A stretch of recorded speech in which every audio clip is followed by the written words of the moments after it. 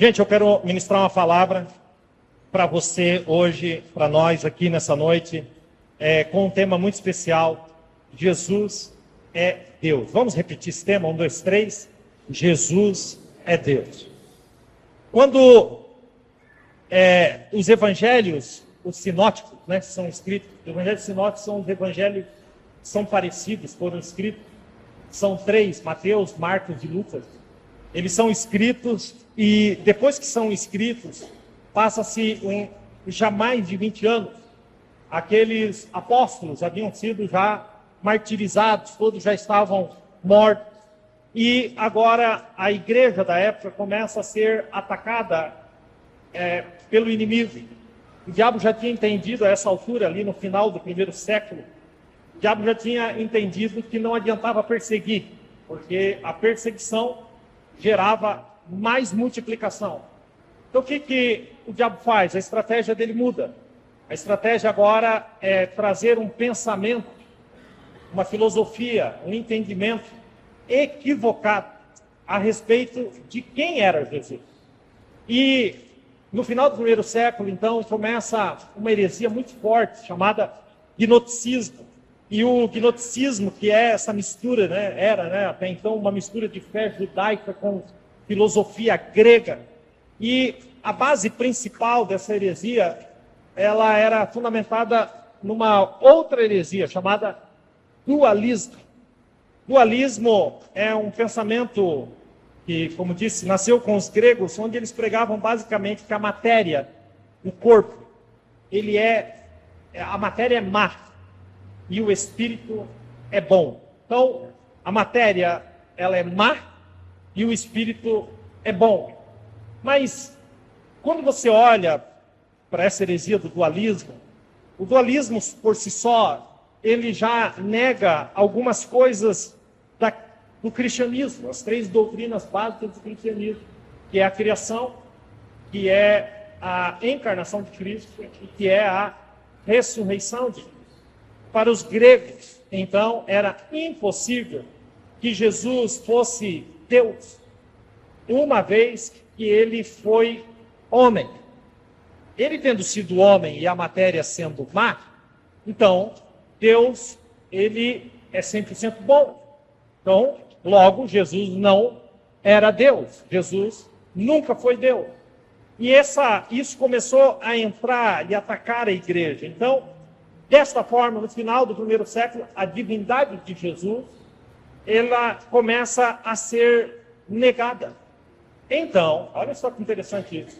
20 anos depois que os primeiros evangelhos, Mateus, Marcos e Lucas, haviam sido escritos, que aqueles apóstolos já haviam morrido, só então é que João vai escrever o 4º evangelho, o evangelho escrito por João, que está aí na sua Bíblia. E enquanto os outros, eles defendiam muito a genealogia de Jesus, desde Adão, e, enfim, desde Davi, João já começa escalando esse negócio. João, ele senta e escreve o evangelho para defender uma tese. Ele está pronto, ele não vai embalar para voar, ele não vai andar para correr, ele já vai começar lá em cima para defender essa verdade que está aí no telão, de que Jesus é Deus. Então, para isso, ele vai abrir aí as cortinas da eternidade, vai acender a luz sobre esse tema para fazer essa defesa. E quando João vai começar, então, o evangelho, no primeiro capítulo, mais especificamente nos primeiros 14 capítulos, João não vai dar meia volta. João não vai tentar convencer você através de uma história. Ele começa enfático, ele começa confrontando, ele começa estabelecendo, ele começa levantando uma bandeira, uma máxima de que Jesus é Deus. Então, no primeiro versículo, eu quero caminhar um pouquinho nos primeiros versículos de João. João capítulo 1, versículo 1, está escrito. Ele começa assim: no princípio era o Verbo, se referindo a Jesus. E o Verbo estava com Deus. E o Verbo era Deus. Quando você vê essa frase, você vê que o verbo ser aí, ele está Ele não está no pretérito perfeito, porque senão seria no princípio foi o verbo. Mas ele está no pretérito imperfeito. No princípio era o verbo. Significa dizer que a princípio, ou no princípio, Jesus já existia. Que o verbo pré-existe ao começo, à criação. E se Jesus, que é o verbo, pré-existe ao começo de tudo, significa então que Jesus ele é eterno. E a eternidade é um atributo de Deus. Deus não é eterno daqui para lá. Deus é eterno para o fim e para o começo. Porque ele é eterno de eternidade a eternidade. É o que diz o salmista no Salmo 90, versículo 2. Antes que os montes nascessem, antes que tu formasse a terra e o mundo, mesmo de eternidade a eternidade, tu és Deus. A eternidade é um mistério, quase que impossível de ser compreendido pela mente humana, a eternidade de Deus, esse de eternidade a eternidade. Se você tirar 1 milhão de anos, se você tirar de 1 milhão de anos, 1000 anos, você já não tem 1 milhão de anos. Mas se você tirar 1 milhão de anos da eternidade, a eternidade continua a mesma. Porque não, ela é atemporal, ela está fora da nossa medida de tempo. Quem está entendendo isso, antigamente? A eternidade não é tempo, por isso que fica tão difícil da gente compreender. A eternidade é um atributo do verbo. A eternidade é um atributo de Jesus. A eternidade é um atributo de Deus, porque somente o verbo é Deus. O verbo estava com Deus, diz o texto. O verbo era Deus, a mesma essência, a mesma pessoa. Ele não era menor que Deus. Ele não era maior que os anjos ou maior que os homens. É Deus de Deus. Os mesmos atributos, a mesma substância, realizando as mesmas obras. Há uma frase do C.S. Lewis que eu gosto muito, ele diz assim: com respeito a Jesus, você só pode tomar ou ter 3 conclusões. Primeiro, que Jesus era mentiroso. Segunda conclusão, que Jesus era louco. Terceira conclusão, que Jesus era Deus. Ou que Jesus é Deus. Se ele não é quem disse ser, ele é mentiroso. Se ele não é quem ele pensa ser, então ele é louco. Mas se ele é quem ele diz ser, então ele é Deus. Vamos ver o que ele diz. João capítulo 14, versículo 9, Jesus diz: quem me vê a mim, vê o Pai. João 10, 30, eu e o Pai somos um. Alguém pode ter dito, ele foi um profeta. Alguém diz que ele foi um mestre moral. Outro diz que ele foi um iluminado, mas não Deus. Mas eu pergunto para vocês, isso mesmo não se mantém. Porque se ele foi um profeta, se ele foi um iluminado, se ele foi um mestre moral, uma pessoa com esses adjetivos não mentiria a respeito de si mesmo. Então não se baseia, não há resposta para isso. Só nos resta aqui uma única opção com relação a Jesus, que é a resposta que Tomé dá em João capítulo 20, no versículo 28. Observe que isso também está em João. Capítulo 20, versículo 28, quando Tomé, olhando para Cristo, e vendo o seu lado, e vendo Jesus ressuscitado, ele diz: Senhor meu e Deus meu. Uma referência a Cristo, porque Jesus é Deus. Vamos repetir? Jesus é Deus. João continua, no versículo 2, ele diz: ele estava no princípio com Deus. Que princípio? Quando Deus cria os céus e a terra, Jesus já estava lá. Jesus não estava apenas assistindo, mas Jesus estava criando, porque ele é Deus. É o que ele vai fazer no próximo versículo, versículo de número 3, 1:3. Todas as coisas foram feitas por ele, e sem ele, nada, vou repetir isso, sem ele, nada do que foi feito se fez. Esse versículo me leva a 4 conclusões rápidas aqui. Primeira delas, a matéria não é eterna, como pregavam os gregos. A matéria foi criada por Deus. A matéria não cria a si mesma. Alguém fora da matéria independente da matéria, maior que a matéria, criou a matéria. Quem é esse? Nada do que foi feito se fez sem ele. Esse que criou é Jesus. Segunda conclusão, bem rápido. Esse mundo não veio à existência por geração humana. Esse mundo não teve a capacidade de dar a luz a si mesmo. Esse mundo não veio à existência por uma iniciativa própria. Esse mundo foi criado, como diz o texto, criado pelo Verbo de Deus. Terceira conclusão. Esse mundo não é fruto de uma mega explosão cósmica. O Big Bang. Não tem apoio nenhum, na verdade, porque o caos nunca vai produzir o cosmos. Não é possível. A desordem nunca produz a ordem. Ou seja, até aqui, só até aqui, é 1000 vezes mais fácil ser um cristão do que ser um ateu. Porque você, para ser ateu, você tem que acreditar que se eu pegar 1 bilhão de letras aqui e jogar para cima, vai cair uma enciclopédia na minha mão. É muito mais fácil acreditar, crer, que tudo foi criado por um Deus que está acima de todos nós. É muito mais fácil. O planeta está rigorosamente onde deveria estar. Se tivesse mais para cá, a gente era torrado pelo sol. Se tivesse mais para cá, a gente morria congelado. Deus colocou tudo em ordem. Deus, quem nos colocou exatamente aqui, foi o Verbo de Deus. E a quarta conclusão, olhando para esse versículo, é que esse mundo não é resultado de uma evolução de milhões e milhões de anos, como escreveu Darwin em 1859, no seu lixo de livro chamado A Origem das Espécies. Desde então, essa teoria maluca tem sido ensinada em escolas e universidades, porque os homens amam mais a mentira do que a verdade. O criacionismo já é provado pela própria ciência. E nós cremos que aquilo que foi criado pelo Verbo de Deus. E quase você deu um amém. Mas eu vou continuar para ver se você vem junto comigo. A grande pergunta é, então, quão maravilhoso é esse Jesus? E Isaías escrevendo diz que ele traz características humanas para mostrar a grandiosidade, para que a mente humana compreenda Deus. Ele diz que Deus mede as águas na concha das suas mãos.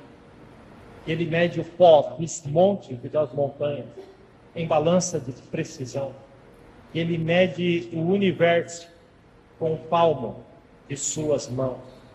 E ele espalha as estrelas no firmamento, dá um nome a cada uma delas, e as chama pelo nome, cada uma delas. E ele chama os raios, e ordena onde eles devem cair. Você vê que tudo isso está na Bíblia? Esse é o nosso Deus.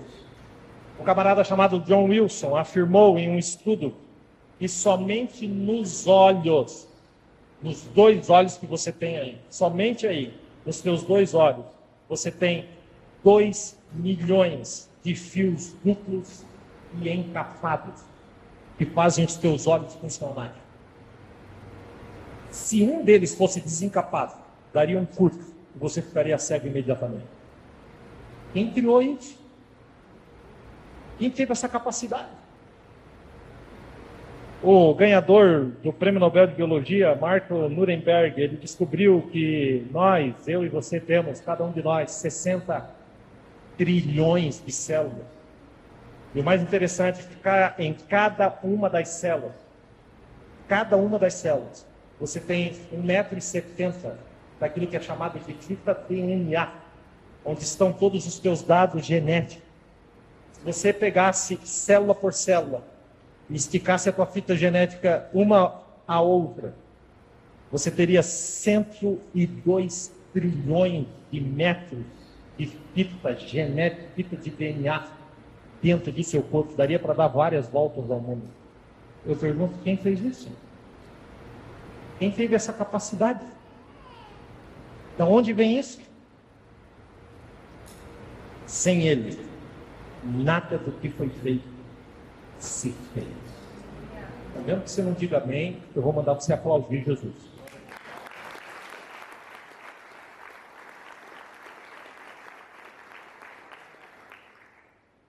Tudo isso foi criado e plantado dentro de você pelo Criador.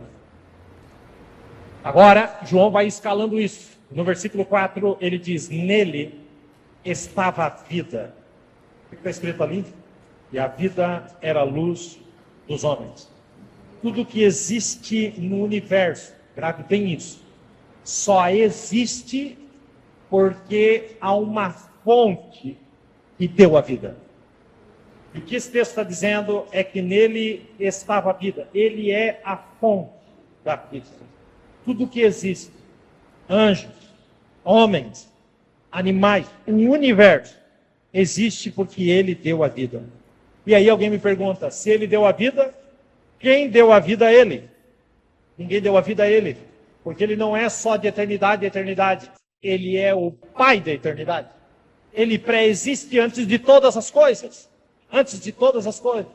Há uma frase de Paulo, quando ele está pregando em Atenas, em Atos capítulo de número 17, e ele solta uma frase naquela pregação que eu acho que explica melhor o que eu estou tentando explicar para você.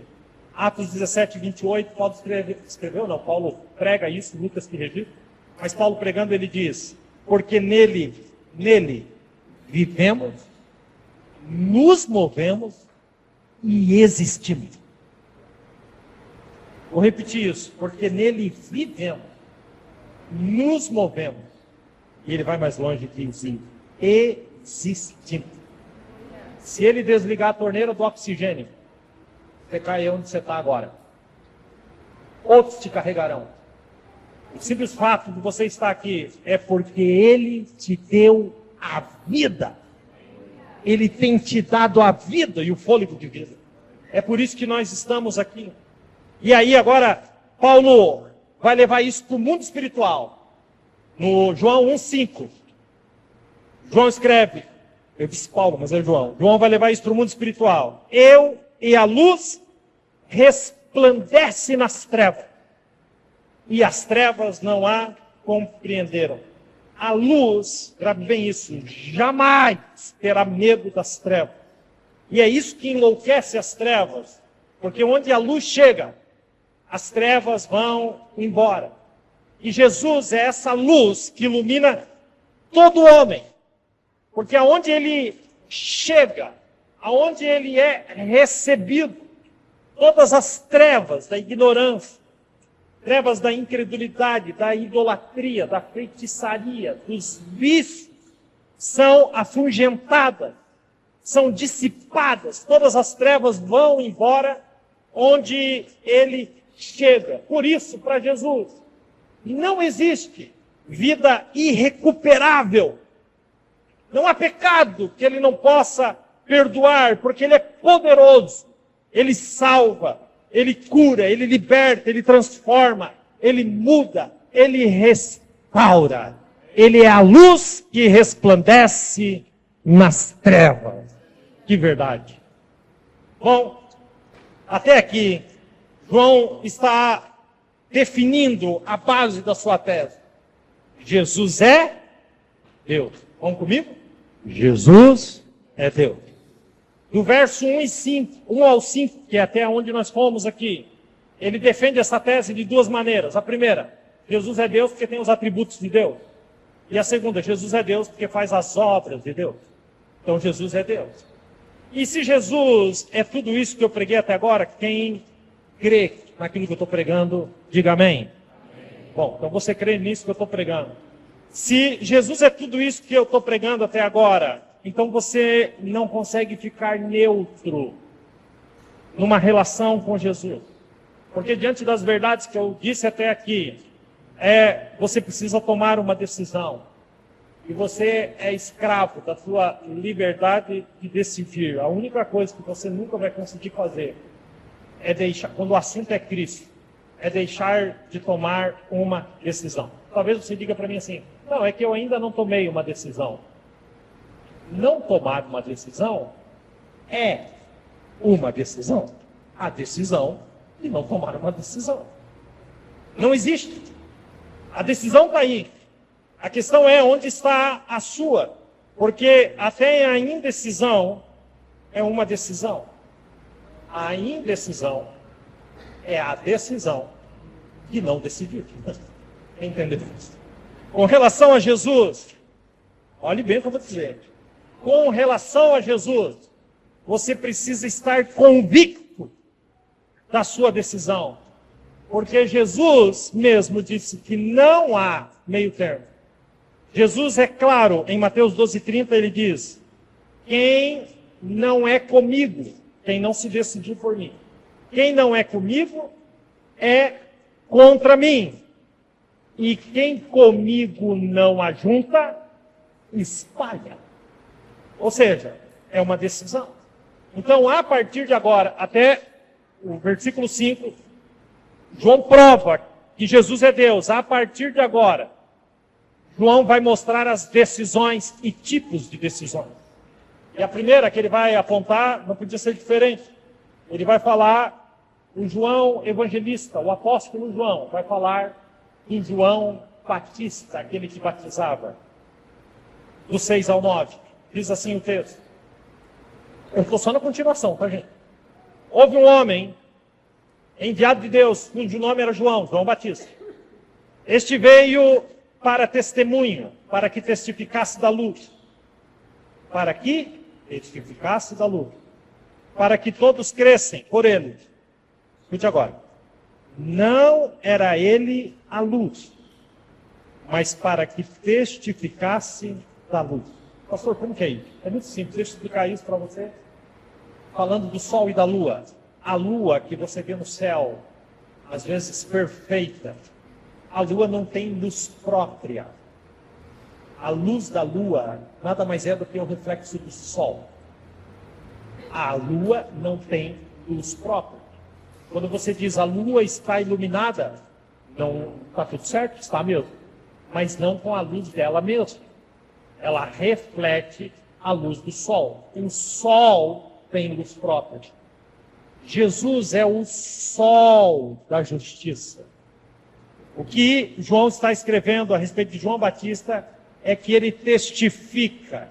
É como se ele brilhasse a luz que vem de Cristo. Quem entendeu isso? No final eu vou voltar nisso. Ali, ele vai dizer, estava a luz verdadeira. Primeiro ele diz, não era ele a luz. Agora no versículo 9 ele diz, ali estava, falando de Jesus, a luz verdadeira que ilumina todo homem que vem ao mundo. Quando você pega a sua Bíblia, o Velho Testamento e o Novo Testamento, bem quando acaba o Velho Testamento, o último livro do Velho Testamento, Malaquias, entre o Velho Testamento e o Novo Testamento tem uma página em branco. Aquela página em branco, o dia que você encontrar ela, você marca lá 400 anos, é o que vale aquela página. Entre Malaquias e Mateus, teve uma pausa na profecia divina de 400 anos. E essa profecia é retomada, a história é retomada através de João Batista. Esse cara chega e ele começa a pregar uma pregação de arrependimento, uma pregação de confronto. E mesmo sendo de confronto e arrependimento, as pessoas vão para o deserto para ouvi-lo. E a mensagem dele era borrachada. Arrependei-vos, raça de víboras. Era nesse nível. Ele batia de frente e as pessoas que se arrependiam, ele batizava. Então o diabo vai usar uma isca com João Batista. Qual é a isca? O orgulho. Bom, um monte de gente começa a vir no lado da cidade para te ouvir no deserto. Cara, tu é bom demais. Tu é top demais. As pessoas estão vindo por sua causa. Essa é a isca do diabo. E então as pessoas começam a perguntar para ele, porventura, não seria tu o Cristo? E ele vai responder, lá em Lucas capítulo 3, ele responde, não, eu não sou o Cristo. Versículo 16, ele diz assim, eu na verdade, olha o que ele vai dizer, eu na verdade vos batizo com água, mas eis que vem aquele que é mais poderoso do que eu, do qual não sou digno nem de desatar as sandálias dos seus pés. eu vos batizo com água, mas ele vos batizará com o Espírito Santo e com fogo. Ele estava dizendo, vocês estão achando que eu sou Cristo? Não, estão confundindo. Vocês não sabem o que está chegando aqui. Vocês não sabem o poder daquilo que vem atrás de mim. Vocês não sabem o que está chegando aí. Ele aponta para Cristo. Em outra oportunidade, os religiosos da época mandaram uma comissão entrevistar João. E foram entrevistá-lo em João, capítulo 1, versículo 19, e perguntaram, os sacerdotes, os levitas, mandaram aquele povo para entrevistá-lo, e eles tinham que trazer uma resposta. E a pergunta é, quem és tu? E ele de cara responde, depois você lê o texto, eu não sou o Cristo. Então eles perguntaram, então quem tu és? És tu Elias? E ele disse, não, não sou. És tu um profeta? E ele respondeu, não, não sou. Então nos diga quem tu é, para que a gente dê resposta àqueles que nos enviaram a te perguntar. E ele diz, eu sou a voz do que clama no deserto, endireitai o caminho do Senhor. Quem ele era? Eu sou somente a voz do que clama no deserto. Ele toma uma decisão de ser essa voz. João Batista, ele chega a essa terra anunciando que Jesus havia nascido. A igreja hoje tem que anunciar que Jesus ressuscitou, mas que ele em breve voltará. Nós somos a voz do que clama no deserto nessa geração. Quem está entendendo isso, diga amém. João poderia achar que ele era um fenômeno, mas jamais tomaria a glória de Deus para si. Por isso não poderia sair da boca de outra pessoa a frase lá de João 3,30, quando ele diz, é necessário que ele cresça e que eu diminua. Vamos juntos? É necessário que ele cresça e que eu diminua. Essa é a decisão que João Batista toma. Então agora, João, o evangelista, o apóstolo, continuando escrevendo o evangelho de João, vai falar sobre outro tipo de rejeição. Versículos 10 e 11. Vamos ali comigo. Estava no mundo, falando de Jesus. Voltamos para o texto. Eu estou no texto de João 1, do 1, eu vou até o 14. João 1, 10 e 11. Ele está dizendo, Jesus estava no mundo. E o mundo, olha isso. E o mundo foi feito por ele. Mas o mundo não o conheceu. Dá para acreditar nisso? Veio para o que era seu, mas os seus tomaram uma decisão. Qual decisão? Não o receber. Ele veio para os judeus, o povo da promessa, mas não o receberam por falta de fé. Tudo em Jesus apontava para Jesus como sendo o Cristo. O Velho Testamento que eles tinham na mão, o tabernáculo, apontava para Cristo. As profecias para Cristo, as festas para Cristo, os sacrifícios para Cristo. Todas as profecias, tudo. Mas como se não bastasse, eles viram pessoalmente Jesus curando cegos. Cegos viram, surdos ouviram, coxos andaram, mortos ressuscitaram.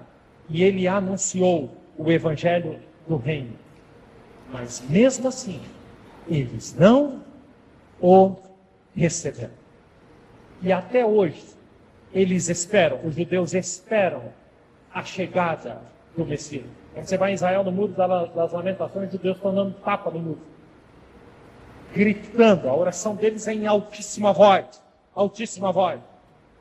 Na continuação do Muro das Lamentações tem a biblioteca onde eles estudam. Estão lá dentro gritando, muitas vezes em oração, clamando para que o Messias venha.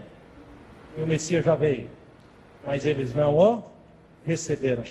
Todas as evidências estão diante dos seus olhos, aqui nessa noite. Não tape o ouvido à voz da graça. Porque se você recusar o que eu estou pregando aqui nessa noite, então, como diz o escritor aos Hebreus, no capítulo 2, versículo 3, quando ele diz, como é que nós escaparemos se não nos atentarmos para tão grande salvação? Hoje é o dia oportuno. Finalmente, ele vai falar ainda de uma outra decisão. E agora, no próximo versículo, esse versículo tem o seu nome e o meu nome. Mas a todos quantos o receberam, deu-lhes o poder de serem feitos filhos de Deus, aos que creem no seu nome. Quem crê no nome dele, aplauda o seu nome nessa noite.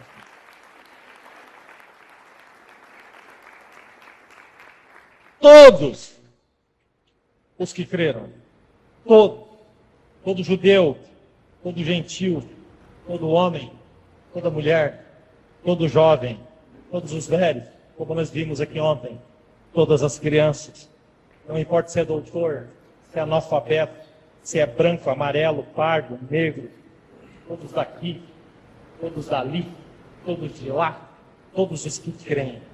Assim que esse versículo me traz uma revelação básica, que é distorcida por esse mundo. Você sai na rua e você pergunta para qualquer pessoa se é filho de Deus, o que ela vai te responder? Que é. Mas esse versículo faz uma divisão muito clara. A diferença entre criaturas de Deus e filhos de Deus. Todos nós somos criaturas de Deus. Mas nem todos somos filhos de Deus. Os filhos de Deus, está aí esse texto, gente. Grava esse texto, escreva lá na porta da geladeira esse texto. Diz que todos quanto o receberão, deu-lhes o poder de serem feitos filhos de Deus. É assim que a gente percebe que ser filho de Deus, então, não é algo natural. Porque se fosse algo natural, não precisava da cruz. Jesus não precisava ter morrido. Portanto, é necessária a fé de o receber. Quem está comigo aqui, diga amém. E aí ele vai deixar bem claro, essa questão precisa ficar bem claro, nem todos são filhos de Deus. E aí ele vai deixar bem claro no 13. Os quais, falando daqueles que o receberam, que são filhos de Deus. Esses não nasceram de sangue, nem da vontade da carne, nem da vontade do homem, mas de Deus. Observe esse texto. Não nasceram do sangue, porque ser filho de Deus não é algo hereditário. E aqui é revelada uma outra verdade. Não importa se a sua mãe é crente. Não é por isso que você é. Porque eu estou pregando sobre decisão. Durante muito tempo na minha vida, na minha adolescência ali e tal, eu achava que a minha mãe era uma mulher de tanta oração pelos filhos, tanta oração, que eu olhava e pensava, pô, ela está pagando até o meu bilhete, né? Se eu não voltar, eu estou de boa. Eu vou pela...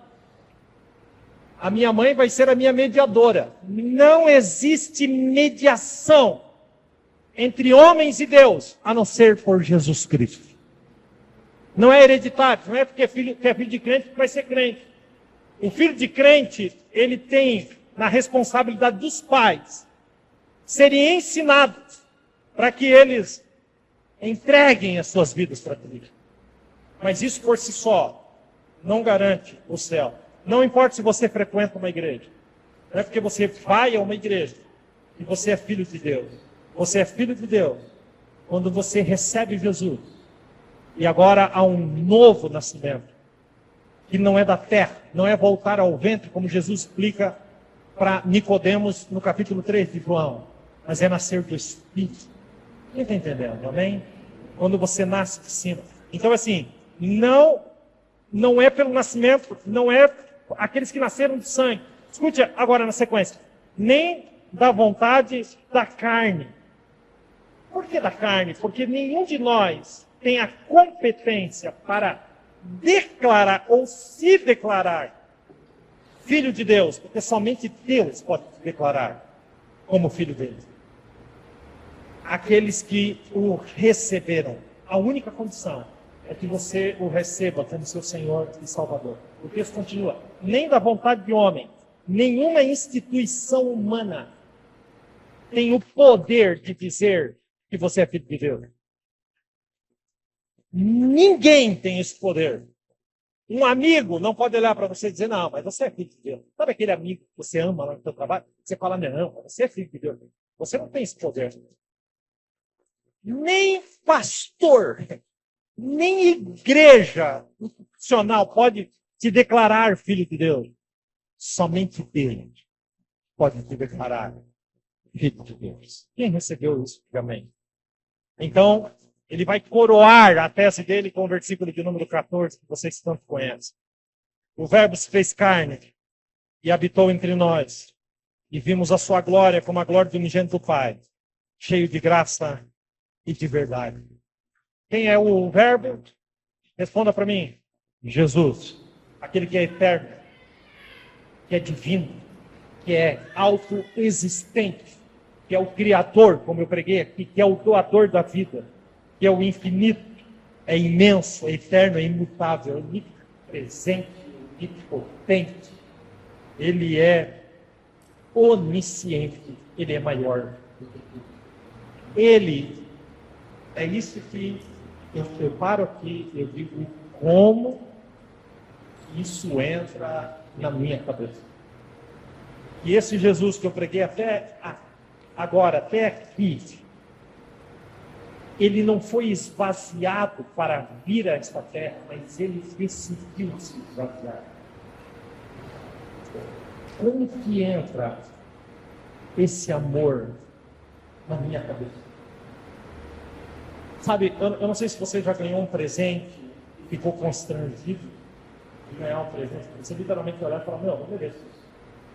Eu não estou falando de coisa cara, não estou falando disso, mas algo que realmente ficou bom.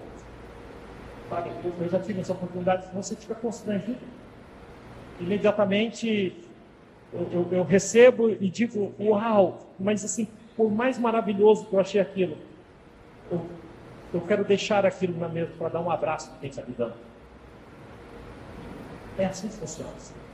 Sabe, quando eu olho para isso,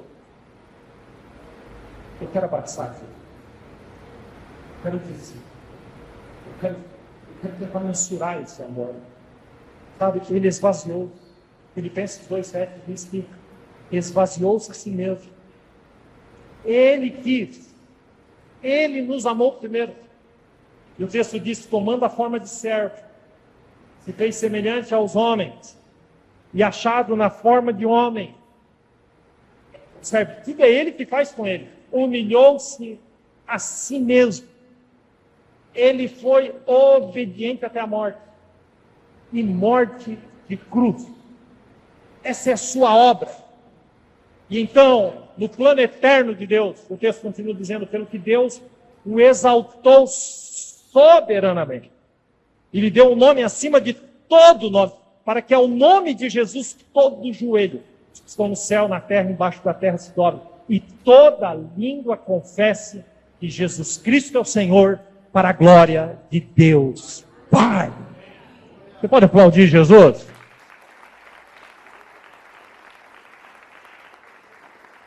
Aquele que é maior que o universo, se torna um bebê, nasce de uma virgem, come a nossa comida, bebe a nossa água, veste a nossa sandália, chora a nossa dor, e glorificado a Deus, glória a Deus. Eu quero que você leia comigo a última linha desse texto, cheio de graça e verdade. Vamos juntos? Que ele veio até nós, vamos juntos? Cheio. Diz para quem está perto, graça e verdade. Diga glória a Deus. Diga obrigado, Jesus. Porque se ele tivesse vindo com justiça e juízo,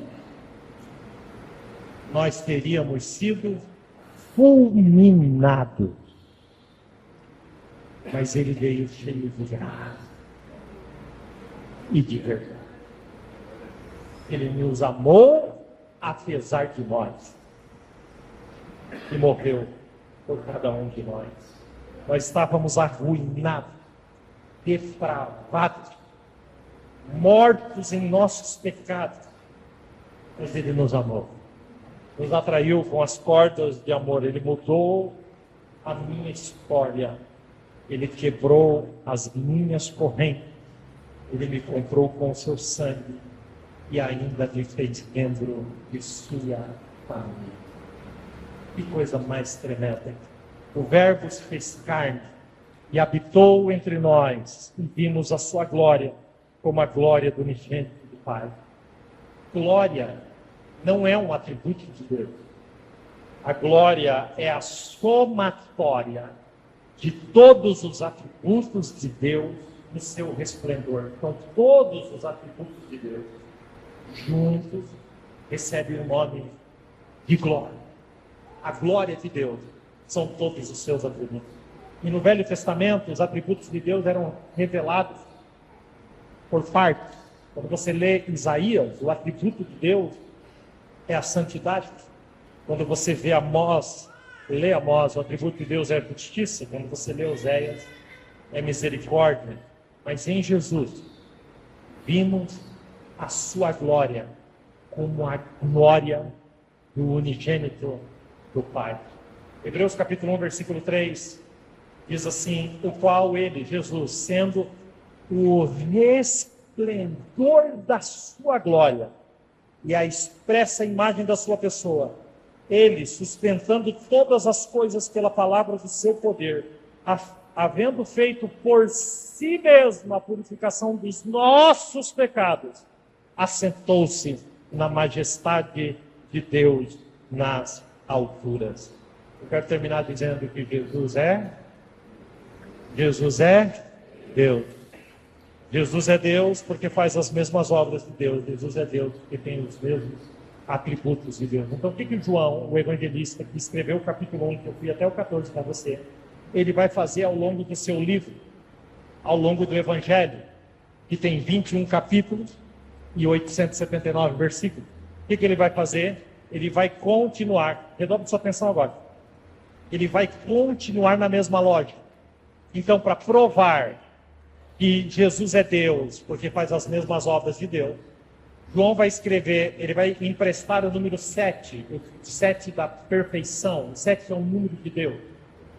E ele vai, no Evangelho, escrever sobre 7 milagres, provando que Jesus é Deus porque faz as obras de Deus.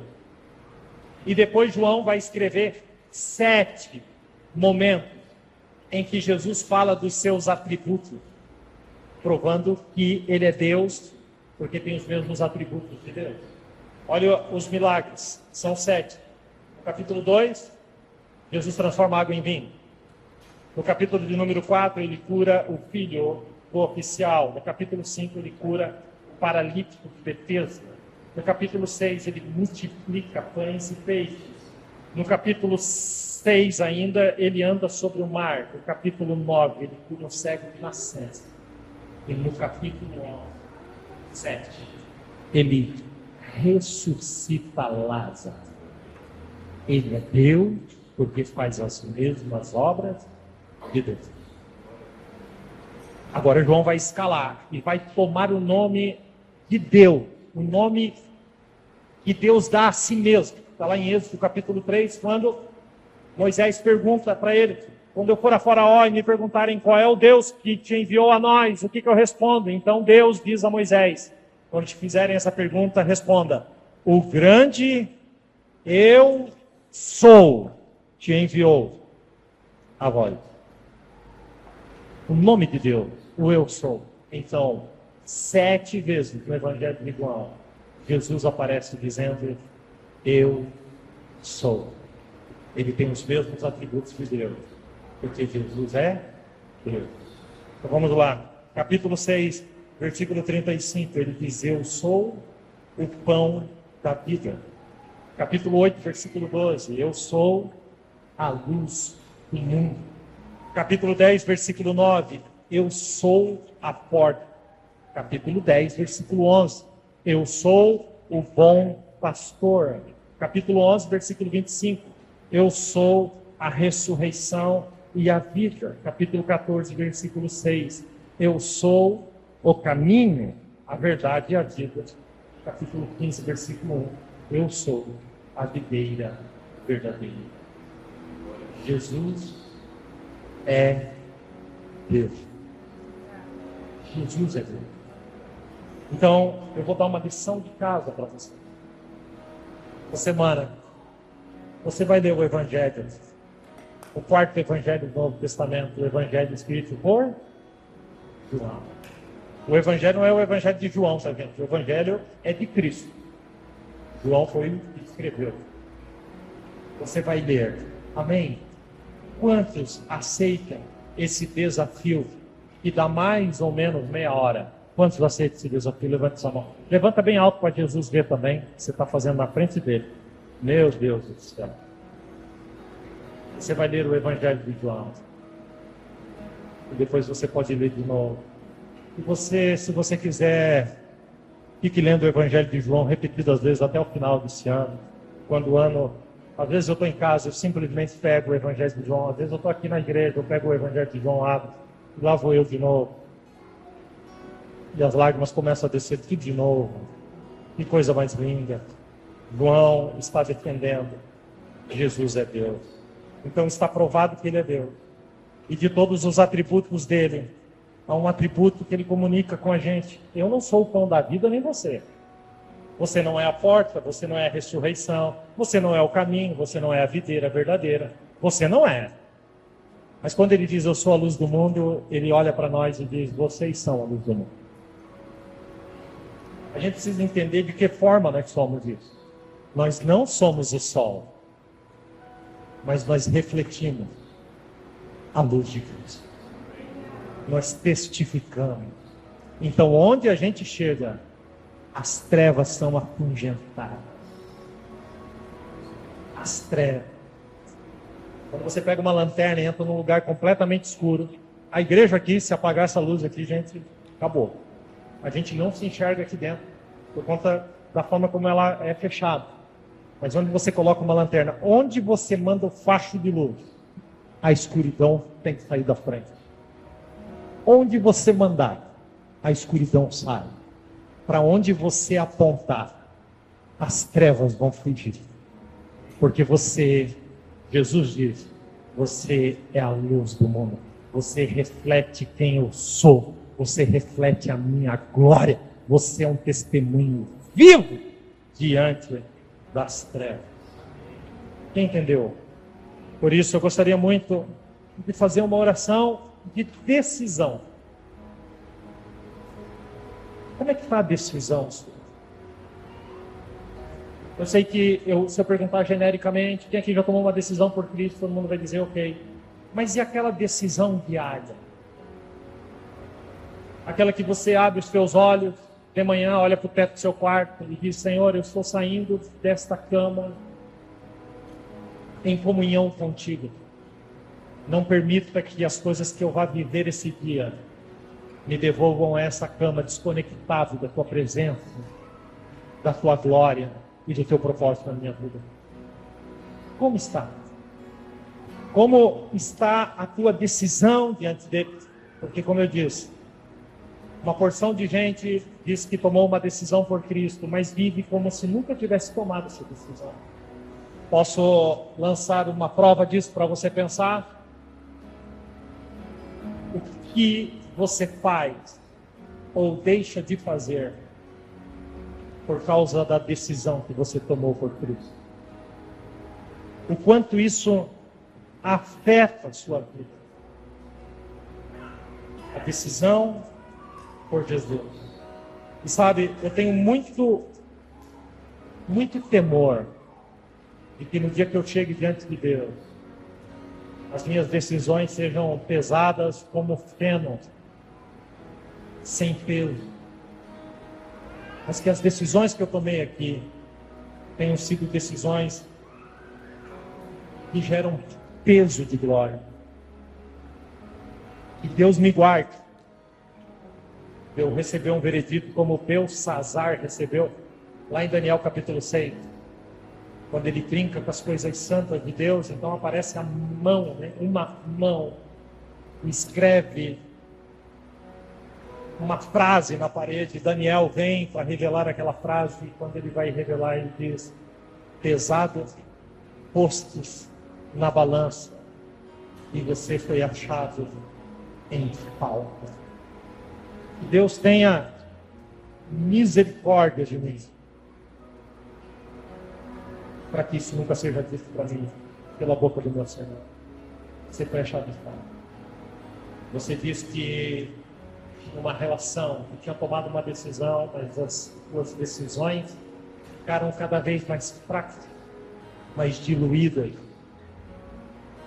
Quando a gente toma uma decisão por Cristo, tudo muda à nossa volta. E a gente tem que cortar a própria carne, sacrificar o próprio corpo. Qual é a sua decisão? Porque hoje, a sua decisão é vista com graça e com verdade. Mas chegará o dia que nós estaremos diante de Deus. E então nós seremos olhados com justiça e com juízo. Por isso, esse tempo é um tempo oportuno. Os discípulos tentaram responder: quem é esse? Quem que é Jesus? Quando ele acalmou o mar e a tempestade, eles disseram: quem é esse?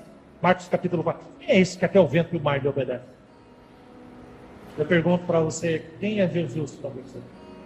E eu preciso lhe dizer que essa resposta não interessa só a você ou a mim. Essa resposta interessa a Jesus. Jesus perguntou em Mateus 16, olhando para os discípulos: quem vocês dizem que eu sou? Se Jesus parar aí na sua frente e perguntar: quem você diz que eu sou? E você tiver que responder para ele, qual é a sua resposta? Você pode começar com o específico: Jesus, tu és Deus. Acima de tudo, tu és Deus.